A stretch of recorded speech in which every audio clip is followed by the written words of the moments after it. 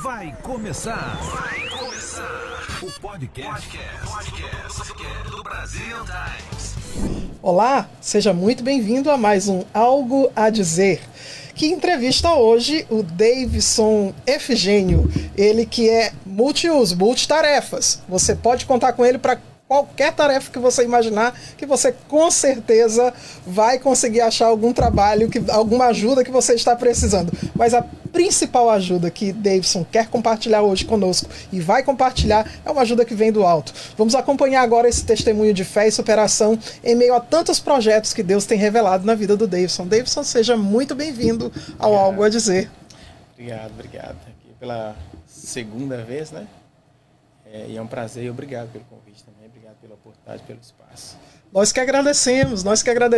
Davidson, você está aqui há só 1 ano e meio e nesse tempinho tão curto já viveu tanta coisa.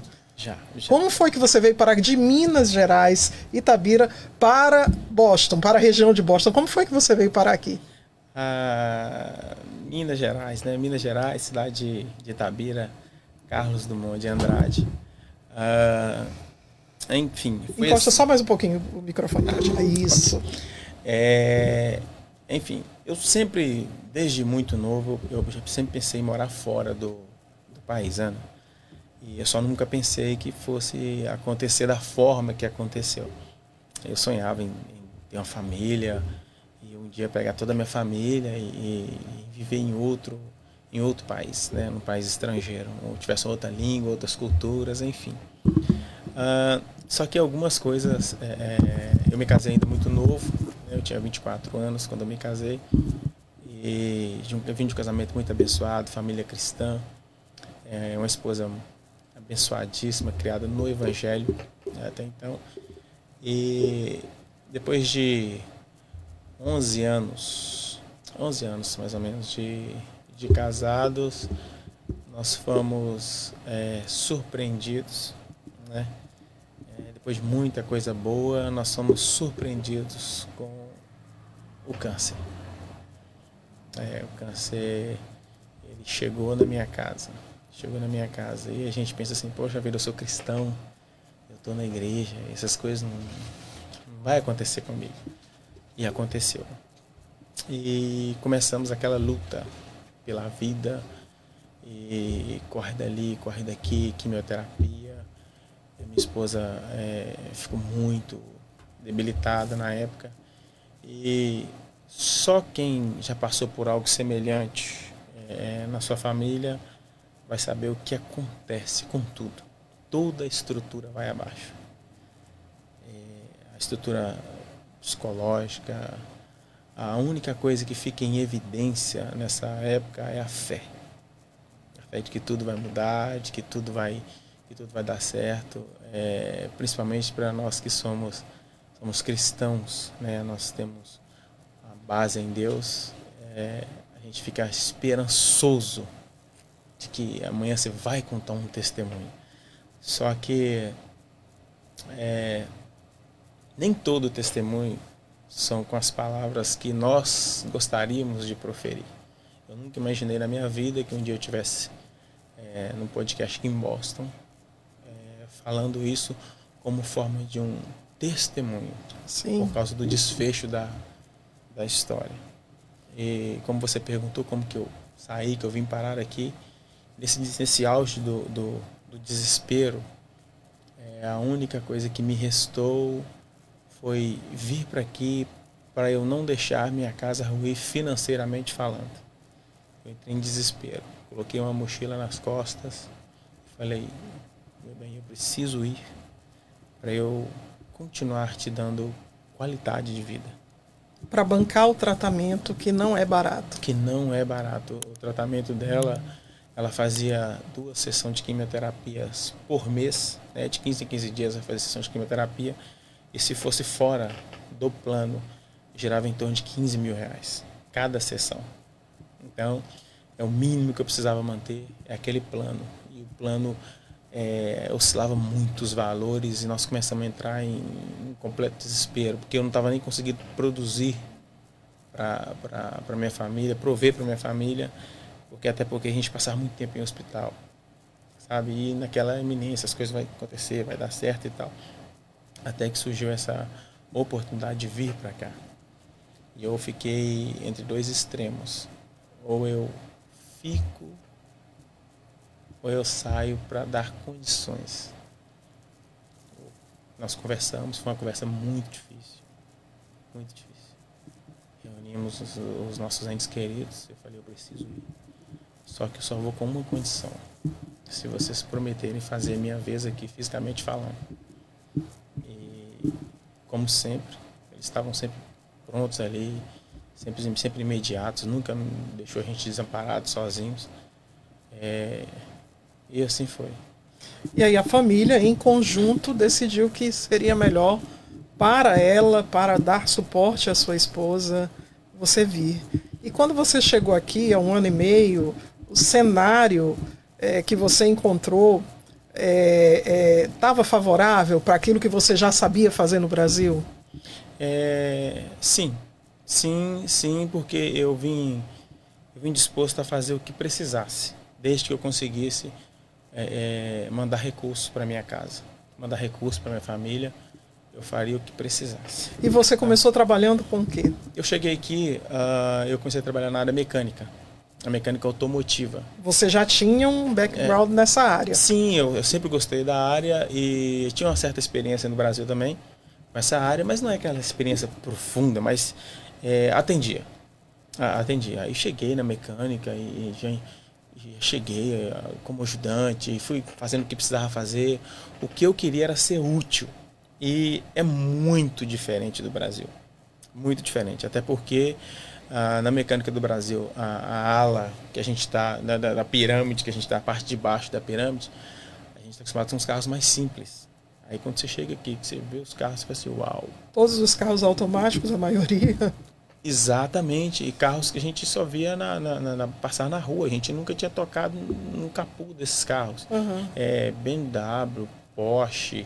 Eu falei assim, meu Deus, não sabia se eu ficava admirado com os carros, eu só ia consertá-los, né? E assim, tudo muito rápido. Aqui na América é tudo muito rápido.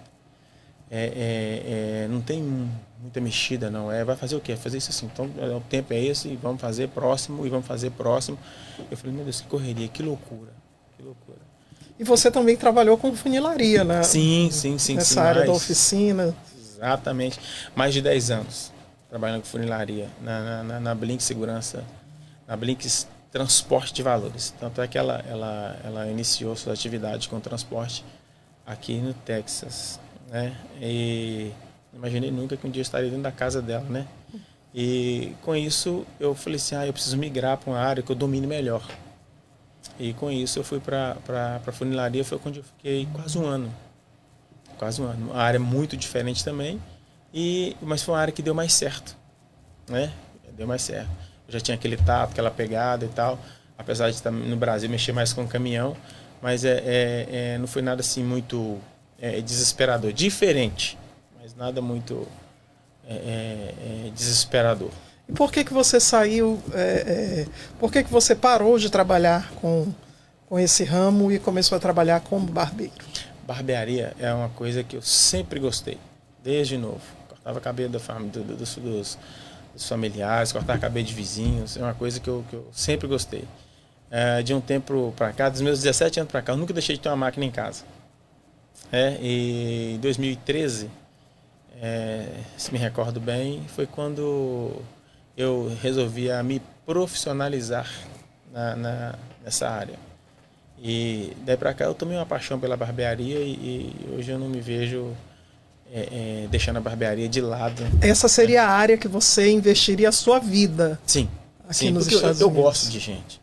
Eu gosto de pessoas, gosto desse network, esse bate-papo, conhecer pessoas novas, poder dar dicas. E o barbeiro ele acaba virando membro da família. Né? Daqui a pouco os filhos começam a chamar barbeiro de tio.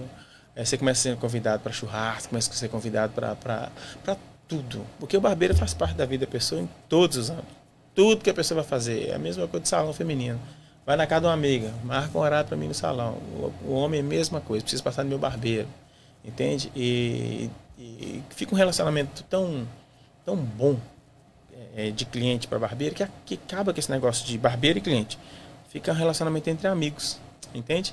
Às vezes o barbeiro não tá bem lá, até faz alguma coisa lá que não ficou legal na cabeça da pessoa e fica por isso mesmo. E o cara chega e fala assim, não ficou bom não, mas vida que segue. E depois ele tá lá de novo, porque virou amigos, na verdade. Interessante ouvir isso, porque a impressão que a gente tem é que são universos completamente diferentes. Sempre há aquela ideia de que o homem é mais fechado, não se abre e tal. Então, a maioria das pessoas pensa que não se senta numa cadeira de um barbeiro para compartilhar alguma coisa da vida, para dizer que está chateado. Sim, ou qualquer coisa nesse sentido. A mulher não, ela vai, se tiver tempo, se não tiver tempo, ela cria o tempo para poder se abrir, falar, deitar no divã. Homens assim, nós confinamos a informação para nós, e se a gente consegue um ambiente que a gente se sente bem, fica parecendo que a gente desabafou. E na oportunidade a gente desabafa mesmo. Fala um pouco, chora também, entende? Nós somos muito introvertidos. Mas nesse sentido, quando você acha um parceiro, um amigo, alguém que se simpatiza, se importa com você, realmente ele põe para fora. E já aconteceu de algumas vezes eu parar a minha atividade de barbeiro e a gente começar a orar, e se abraçar e chorar, aquela coisa toda. Já aconteceu das esposas ligarem na barbearia e dizer assim, conversa com meu marido para mim, não tá legal. E a gente ficar caçando ali caminhos, né? Porque toda liberdade tem um limite, né? Fala assim, ó, senhora, eu vou até aqui. Se ele deixar, a gente entra e fala nesse assunto. Caso contrário, vamos dar uma segurada. E como foi para você receber essa missão, vamos dizer assim, de levar suporte para as pessoas em meio aos desafios que você estava enfrentando com a sua família, com a sua esposa, enfrentando câncer? Como foi conciliar essas coisas? Uma certa feita, eu fiz uma oração a Deus que... o Espírito Santo me fez lembrar desta oração e foi uma oração que eu falei assim, meu Deus, não foi sábio as minhas palavras, mas elas vão dar frutos. Como assim uma palavra que não foi sábia e vai dar frutos? Eu disse para Deus assim, Deus, todas as pessoas que têm grandes testemunhos, foi eis isso, eis aquilo. Eu gostava de abrir o YouTube e ficar vendo os testemunhos das pessoas. Aquilo me impactava muito. Eu falei, meu Deus, quando será o meu? Eu quero o meu testemunho. Eu quero a minha história. Mas só com um sentido. Se for para salvar vidas. Se for para auxiliar, para levar o seu nome, para engrandecer ainda mais o reino e levar pessoas até o Senhor. E... com isso, Deus me falou assim, eu vou te levar no espremedor. Eu vou tirar de você alimento para outras pessoas. Com isso toda a minha família, eu caí como ponte. Quanto mais eu sofria na igreja, mais a minha família me assistia e passava pelo Evangelho. Meu pai bebia muito. Meu pai bebia muito, meu pai era terrível, meu pai virou pastor. Os meus irmãos, meus primos, e foi passando. Aí eu falei, Deus, tá dando certo. Tô sofrendo muito, mas tá dando certo. Tem uma frase de Lutero que eu gosto muito. Prega o evangelho em todo o tempo, se precisar usar palavras.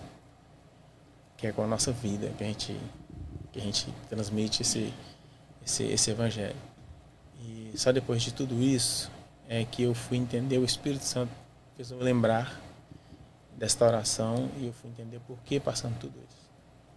Porque algumas pessoas até me questionaram, puxa vida, como é que você sai do Brasil assim, deixa sua esposa nessa situação e vem para esse lugar aqui e tal. E você não se arrepende? Eu falei, não me arrependo. Porque do jeito que as coisas aconteceram, se eu tivesse lá, eu ia pensar assim, se eu tivesse ido, nada disso teria acontecido. Porque assim que eu cheguei aqui, 2 meses depois, eu lembro até hoje, eu estava fazendo um serviço em um carro, eu estava abaixado do lado desse carro fazendo um serviço. Aí o meu chefe passou e falou assim, Feliz Thanksgiving, né, que é o dia de ação de graças aqui nos Estados Unidos. E eu disse, uai, o que é isso, Thanksgiving? Ele disse assim, é o dia de ação de graças aqui na América. É onde todas as famílias param, todas as pessoas param para para confraternizar, para comer alguma coisa. É como se fosse um Natal no Brasil. E eu falei, que legal. Feliz Thanksgiving também. E assim que ele saiu, meu telefone tocou. Quando meu telefone toca, sabe quando aquela pessoa assim que você olha assim na tela do telefone, você fala, essa pessoa não é de me ligar. E aí o coração já gelou e já deu aquela sensação de que algo bom não viria pela frente. E foi quando eu recebi a notícia que ninguém quer receber. A mulher da minha mocidade, a minha esposa, a mãe dos meus filhos. Eu me recordo que... Nossa...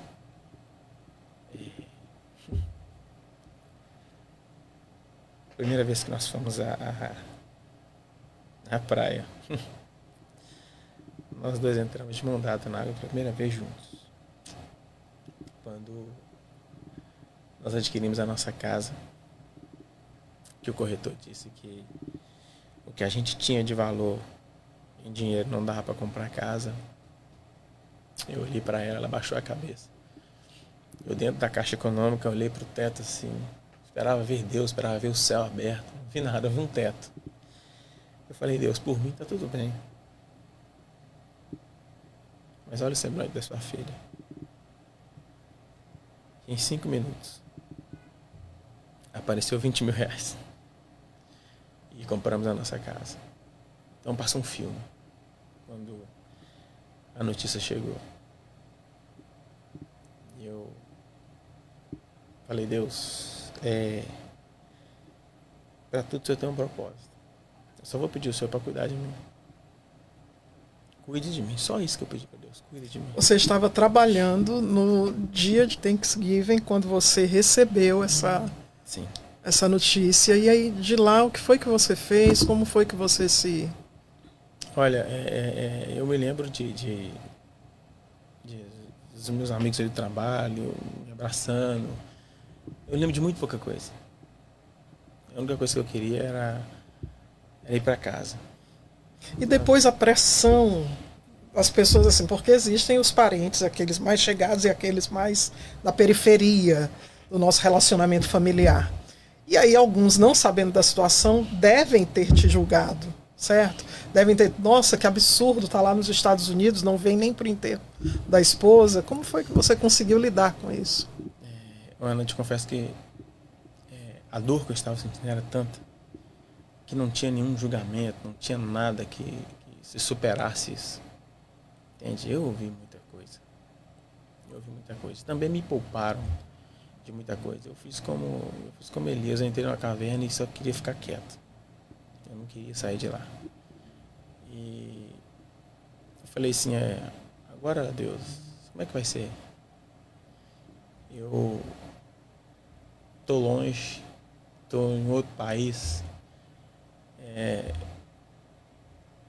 O que eu vou fazer da minha vida? E aquelas setas do mal, sabe? Você está longe. Vai viver. Vai. Eu disse assim, eu te repreendo, Satanás. Para onde eu vou, se só na presença de Deus, só com Jesus eu tenho palavra de vida eterna. Eu não tenho lugar para ir. Eu te confesso que eu ia para os cultos bem arrebentado, sabe? Cheio de perguntas, cheio de indagações, o culto acontecendo e a minha cabeça fervendo com tudo isso. E eu lembro até hoje que o Espírito Santo sentou do meu lado e falou assim, lembra da última mensagem que você pregou no Brasil? Eu preguei o Salmos 23, que diz assim, o Senhor é meu pastor, nada me faltará. E esses salmos, eu sempre arrumei uma confusão muito feia com Deus, com ele, por causa desses salmos, porque eu falei assim, Deus, o Senhor sabe que eu sou briguento, não está certo esse salmo. Porque está escrito que o Senhor é meu pastor e nada me faltará. E nós vamos ver ao decorrer do texto, guia mansamente águas tranquilas, eu vou andar em verdes pastos, por amor ao teu nome. E aí um pouquinho mais adiante eu vou olhar, está escrito assim, por mais que eu ande pelo vale da sombra e da morte. Eu falei, tá, peraí, vamos lá, Deus. Se o Senhor é meu pastor, não está me faltando nada, o que eu fui fazer no vale de sombra e de morte? Tem alguma contradição aqui, não estou entendendo. E eu comecei a buscar, comecei a pesquisar. Eu falei, não, tem que entender o original disso aqui. E achei o original. E era para mim aquela mensagem. No original eu estava dizendo assim, no texto que nós temos, né, que o nosso tradutor João Ferreira deixou para nós, o Senhor é meu pastor e nada me faltará. Mas no texto original está escrito, o Senhor é meu pastor e não me faltará. Foi aí que eu entendi. Falei, entendi, Deus. Não são as coisas. É o Senhor. É a presença dele. É a presença. E eu nunca me senti sozinho. Nunca me senti desamparado. Por mais que estivesse doendo muito. O Pai estava em silêncio do meu lado, porque nada que ele falasse comigo naquela hora ia resolver, mas ele sempre esteve lá. A minha esposa nunca foi no mundo. A minha esposa nunca tomou um álcool. A minha esposa é a pessoa mais pura que eu já conheci na vida. Eu vivi um casamento perfeito por causa dela. Ninguém vai poder dizer para mim que casamento perfeito não existe. Eu vivi um casamento perfeito. Perfeito, por causa dela. Não por minha causa, por causa dela. Talvez se fosse ela sentada aqui, talvez ela não falaria a mesma coisa. Ela me ajudou a me conhecer, ela me deu uma família, ela me transformou numa pessoa muito melhor.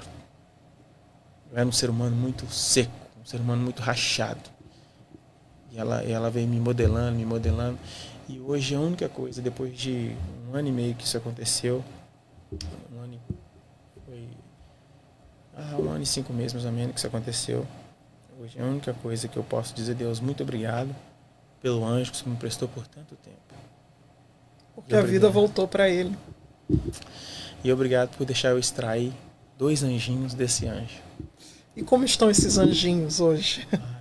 Vocês são a graça. Como é que eles reagiram na época? Com certeza, claro, deve ter sido devastador. Mas como você, como pai, conseguiu contornar o desafio da distância e dar esse suporte emocional que eles precisavam receber na época e continuam precisando até hoje? Eu li uma frase uma vez, uma história que eu achei muito interessante. Que haviam 4 pegadas na areia, simulando como se fosse 2 homens andando na areia. E a história dizia que era Deus e um homem. Só que daqui a pouco sumiram uma das pegadas. E o homem, um pouco mais para frente, foi questionar Deus. Deus, você me deixou sozinho. Só as minhas pegadas estavam na areia. Não, filha. Aquelas pegadas não eram suas, as pegadas não eram minhas. Eu estava te carregando. Eu não tenho como te explicar hoje, estar de coração limpo, estar me sentindo melhor. É só por Deus, sabe? Poder dar suporte para meus filhos, suporte emocional. A gente liga, E hoje, hoje falar da Araceli, assim, é tão bom. Entende? Sabe quando a pessoa... nós ficamos 15 anos juntos, 13 anos de casado, 2 anos de namoro. E eu um dia parei para fazer uma análise de consciência, assim, nossa, eu não encontrei nada de errado. Que ser humano maravilhoso que eu tive na minha vida. Então, hoje eu estou conversando com meus filhos, eu falo assim, você é beiçudo igual a sua mãe, sabe? Ela fala assim, não fala assim da minha mãe. A minha mãe tinha um cabelo bonito. Não, o cabelo da sua mãe era todo enrolado. Sim, hoje Deus faz uns milagres de forma tão extraordinária que Ele consegue transformar uma tragédia que a gente tem como tragédia numa bênção, sabe? E hoje tudo que eu quero é ir para o mesmo lugar que ela foi, que eu tenho certeza para onde ela foi. E eu tenho a missão hoje de ir e ainda conduzir os nossos filhos para lá, sabe? Porque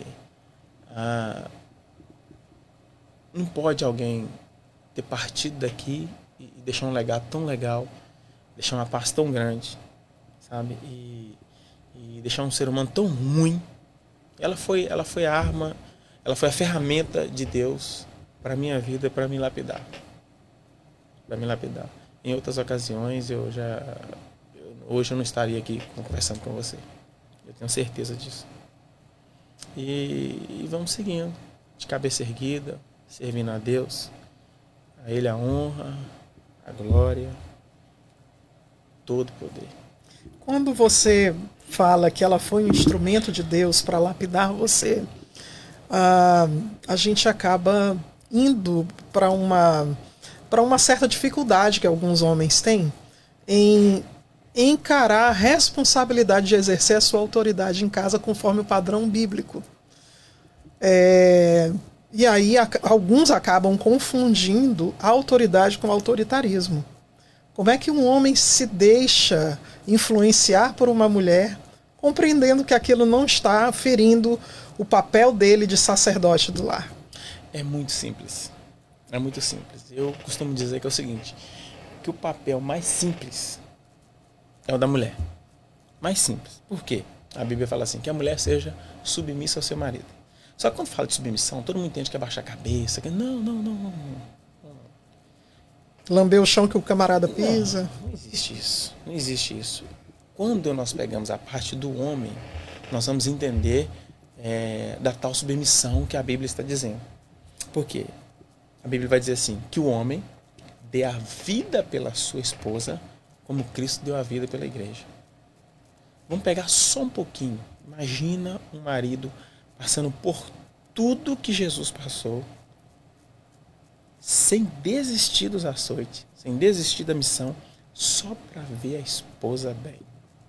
O que é que essa mulher não faria por esse cara? Está respondida a pergunta.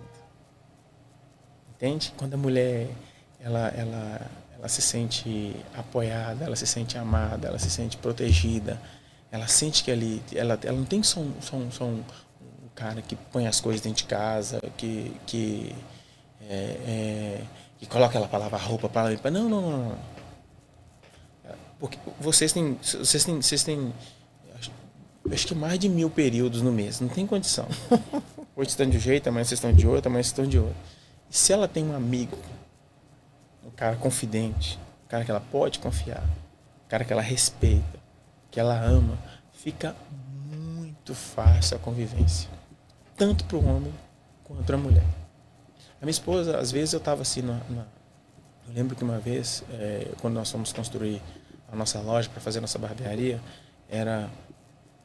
eu tinha contratado 2 rapazes para vir me ajudar nessa laje, e eles não compareceram. Eu falei, eu faço sozinho. Eu bati uma laje sozinho, uma laje de mais de 20 metros, sozinho. Eu lembro que, de tempo em tempo, ela aparecia na janela e falava assim, deixa eu te ajudar. Eu disse, não, meu bem, tá tudo bem aqui, deixa comigo aqui eu resolvo o negócio. E aquilo me dava energia. E eu lembro que eu estava assim, meu corpo todo tomado de câimbras, sabe? Eu falei, cara, nossa, não aguento mais, estou com câimbras. Daqui a pouco ela já conseguiu para mim um medicamento. E quando eu estava no finalzinho, eu falei, não, vou deixar para amanhã esse aqui. Ela chegou na janela e falou assim, você é terrível mesmo. Você é o cara mesmo. Sou nada, mas eu fiquei lá em cima. Aquele encheu meu ego que eu bati mais 2 lajes. Terminei, fechei com chave de ouro, lavei o terreiro, entrei pra dentro. Quando foi 8 horas da manhã no outro dia, eu tava lá molhando aquela laje. Tava postos de novo. Entende? Às vezes eu chegava em casa assim, de 2 trabalhos. Eu chegava em casa assim, dava um beijo nela, um beijo nas crianças, assim, sentava no sofá. Ela chegava e falava assim, obrigado por tudo isso que você faz por nós. Entende? Como não amar? Como não respeitar? Como não levar pra vida toda? Isso te motiva você a continuar e fazer mais e mais e mais e mais e mais e mais. Então eu vim por ela, eu viria por ela, e se fosse para ir para um outro lugar, se fosse para ir para o Paquistão, para ir para um lugar que ia jogando bomba, por ela eu ia. Uau! E os planos para o futuro, você falou que você tem uma paixão por exercer a sua profissão de barbeiro. A partir de agora, quais são os planos que você tem para o futuro e como é que você se imagina vivendo aqui nos Estados Unidos, por exemplo, daqui a 5 anos? Se eu ainda estiver aqui, que eu amo meu Brasil, né? Se eu ainda estiver aqui, eu quero transformar a barbearia num iPhone. Uau, como assim? O que é feito o telefone? O telefone, ele é nada mais, nada menos para ligar e para mandar mensagem. a última coisa que a gente pega no telefone para fazer é isso. Tem tanto aplicativo aqui, tem tanta coisa aqui, tem tanto jogo, tem o mundo inteiro, a avenida mais movimentada do mundo. Ok. Ok. É a avenida mais movimentada do mundo. Então, assim, o que eu penso hoje? Em trabalhar ao máximo a possibilidade de criar um ambiente de cuidado extremo com o homem. O homem hoje, ele é... O fato de nós sermos introvertidos, nós somos muito deixados, sabe? Eu queria criar um ambiente que a barbearia seria somente um detalhe. Um local onde... Um local físico para se encontrar. Exatamente, sabe? Como se fosse um clube do Bolinha. Onde os homens chegam, brincam, bate-papo, conversa e detalhe, um ambiente de um extremo respeito tão grande que quando esses caras dizem assim, olha, tô indo para tal lugar, né? Tô indo para, exemplo, barbearia Atos, né? Que a minha barbearia no Brasil chama Atos. Barbearia Atos. As esposas falavam assim, lá você pode ir, lá não tem problema não. Porque toda vez que você vai lá, você volta extremamente bem, sabe? E com isso, com esse cuidado extremo com os homens em todas as áreas, inclusive na área da psicologia, como é muito ruim para procurar um psicólogo. Tanto é que o nosso índice hoje, infelizmente, de suicídio, na maioria são homens, né? Eu gostaria de fazer eventos trimestrais, semestrais com as esposas. Eu gostaria de ouvir delas quão bom está sendo o resultado isso na vida dos esposos. Para saber se a gente precisa intensificar, a gente precisa expandir, até que todos estejam bem. Até que todos estejam bem. Gostei disso. Bom, o tempo voa, nós já chegamos ao final do nosso programa. Quero te agradecer por compartilhar um pedaço da sua história aqui, tão intensa conosco. Muito obrigada. E para quem não sabe, o Davidson também ele dá palestras motivacionais, palestras sobre fé. E se você quiser entrar em contato com ele, qual o seu número? Deixa aqui o teu contato conosco. 857-201-1794. Se for para falar de Deus, eu costumo dizer que é o seguinte: falar dos outros, não posso. Falar de mim eu posso falar um pouquinho, mas falar de Jesus, nós vira o dia e a noite falando de Jesus. É tranquilo. É muito tranquilo. Pois olha, entre em contato, você que precisa ouvir esse testemunho na íntegra, você que precisa aprender um pouco mais sobre essa trajetória de fé, entre em contato, conversa com o Davidson, que nós estamos aqui para crescer em fé a cada dia. Segurando na mão dos outros, vamos chegar lá juntos. Muito obrigada por tudo. E você, do Algo a Dizer, eu te encontro no próximo programa.